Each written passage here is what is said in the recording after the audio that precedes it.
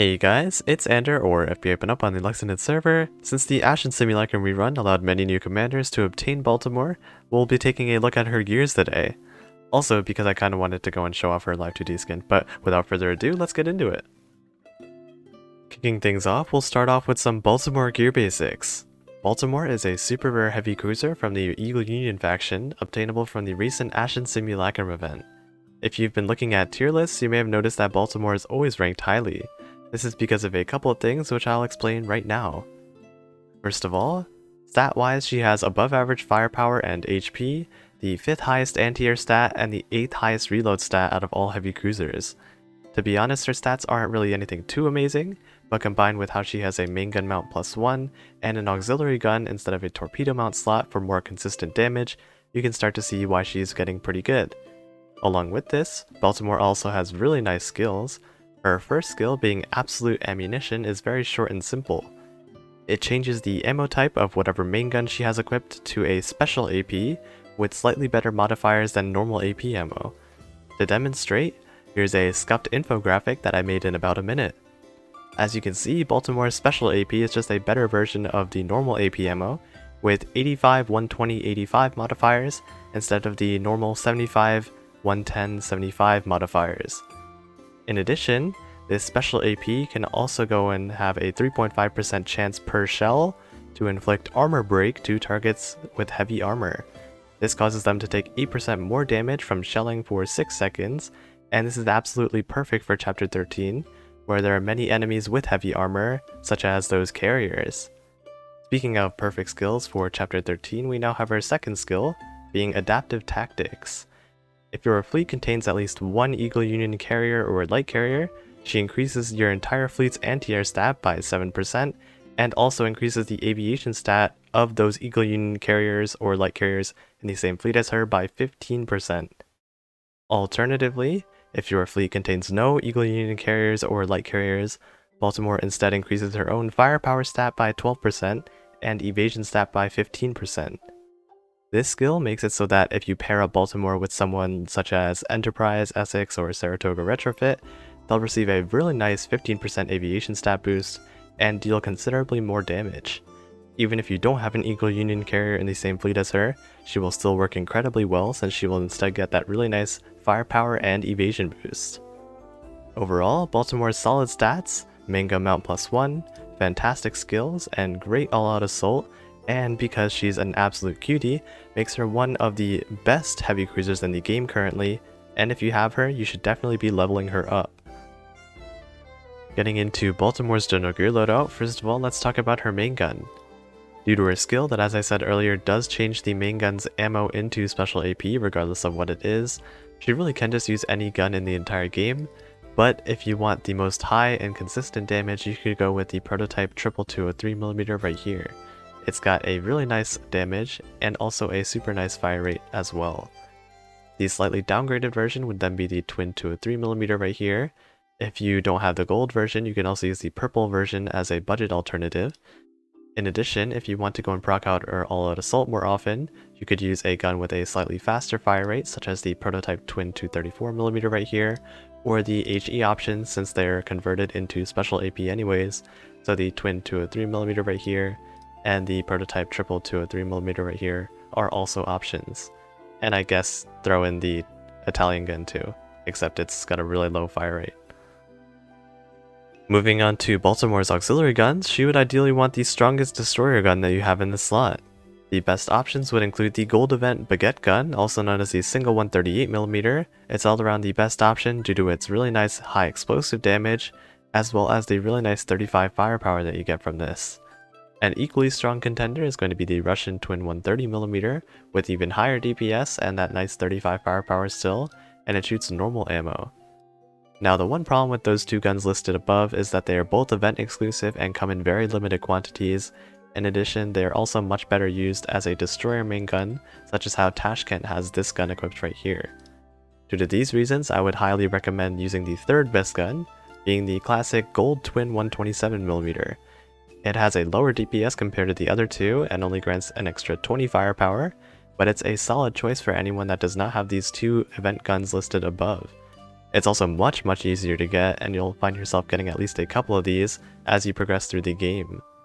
For the budget-friendly alternatives, I would recommend using either the purple baguette gun right here, or the purple version of the twin 127mm right here. Now getting into Baltimore's anti-air gun, she'll be good with really whatever high rarity anti-air gun that you have available. The best option for chapters 1 through 12 where anti-air isn't really that big of a deal would be the twin 134mm right here, due to that really nice extra 15 firepower that it provides. However, if you're on chapter 13, then look no further than the PR3 Sextuple Bofors 40mm, also known as the Sexy Bofors, which is really good for anti-air purposes as it has extremely good damage and reload. Some other good options include the quadruple Bofors right here, or really just any gold gun would be working just fine. For these people that do not have any gold guns, you can use the purple alternatives, such as the twin 127mm right here, and the purple Roomba. Finally, for Baltimore's auxiliary gears, she would follow the standard recommendations for a heavy cruiser, which is an emphasis on getting more evasion, followed by some health. Now, the best choice would of course be anything with evasion, as I said earlier, such as the high performance hydraulic steering wheel, which grants a really nice 40 evasion, as well as some HP, along with a handy skill that allows the ship that has this on to avoid all enemy attacks for 2 seconds. Alternatively, you could use the Beaver Squad tag. It grants a considerable 35 evasion, and is especially useful on heavy cruisers due to how it increases your entire fleet's speed by 20%, which negates one of the few downsides of a heavy cruiser. Some other solid recommendations are really just anything that boosts survivability, such as the repair toolkit right here, you can never really go wrong with this, the advanced boiler if you need some speed, the anti-torpedo bulge, and this New York City Coast Recon report right here, and if you are looking a little poor, you can always use the fire extinguisher right here. Nice. For the battle showcase, we'll be doing a run of 12-4, and since Eagle Union is OP, we'll just be using 3 people in our mob fleet, being Georgia, Enterprise, and of course, Baltimore. So, as you can see, let's go and start right now. Getting into the first battle real quick, just remember that Baltimore does always convert her main gun ammo into special AP due to her skill, so that's why you are seeing AP ammo shooting right there. It does a really considerable amount of damage. And here's Georgia's salvo right here, with her really nice barrage that just shreds everything. And of course, since Enterprise is back there, Baltimore does grant Enterprise that really nice 15% extra aviation boost, as well as a 7% anti-air boost, so that they can deal with the planes better. Even though Eagle Union also has a really high anti-air stat most of the time, so planes aren't really an issue. And that's just why Eagle Union is overpowered. So that is the first battle done. Now getting into battle number 2, let's just go and see how fast we can go and get this done. So let's call in our submarines, and let's see who gets MVP, the submarines or the regular ships. Probably the submarines, because they're also pretty broken. Georgia will fire her barrage right here, and that will absolutely shred everything in its path. Baltimore's just kind of chilling right there, and as you can see, Baltimore is tanking everything just fine. And that is battle number 2. Nice. So here is battle number 3. This time there's no more submarines, so it'll be a little bit slower, but overall, as you can see, Baltimore is still doing a ton of damage with that main gun. And that auxiliary gun's helping her clear those ships on the sides of her, so that's nice. Looking pretty solid right now. Enterprise with her Lucky E is going to go and decimate everything else on the screen right here. And with another Georgia salvo, we should be done this battle pretty soon. Nice.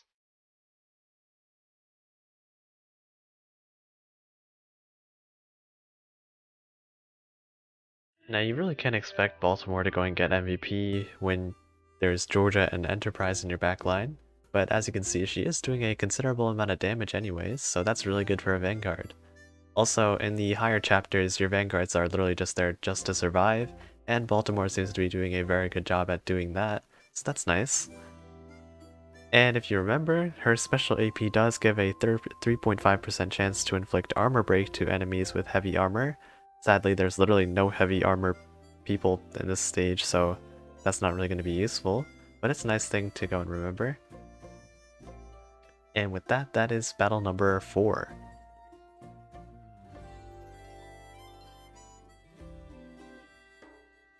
So battle number 5 is going to start right now. And as you can see, that nice main gun mount +1 along with the auxiliary gun is definitely a really solid heavy cruiser build. So that's just really nice and consistent. Another Georgia barrage right here. Kind of missed everything, not gonna lie. But Enterprise's airstrike should not be able to miss, so yeah. Goodbye, ships. And we should be done this battle pretty soon. Here's another barrage real quick. Once I do get Georgia up to PR 30, right now she's like PR 29 with like 20 more blueprints, I think. I will probably make a video on her along with all those other PR 3 ships because I have every single other one at PR 30 except for Champagne and of course Drake. So I'm working on it, and once those people do get done, I'll definitely make a video on them. So battle number 6, this is the final mob fleet battle before we get into the boss fleet, in which we'll probably just kill them like normal. There's not really much to say, huh? Anyway, Georgia does proc her salvo, and as always, it shreds.